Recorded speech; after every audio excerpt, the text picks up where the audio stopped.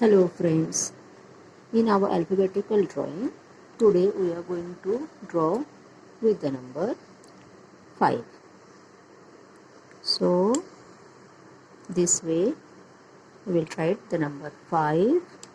Now, this is a little bit stretched and joined for the beak.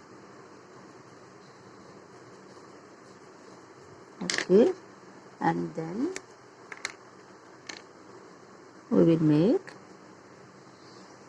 the face, and from here goes the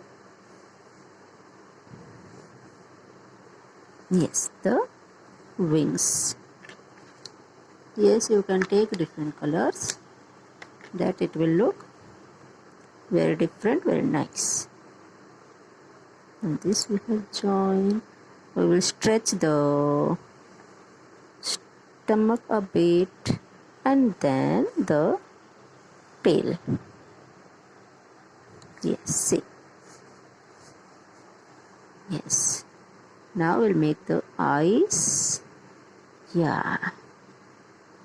See. The beautiful bird is done. You can draw the legs. See.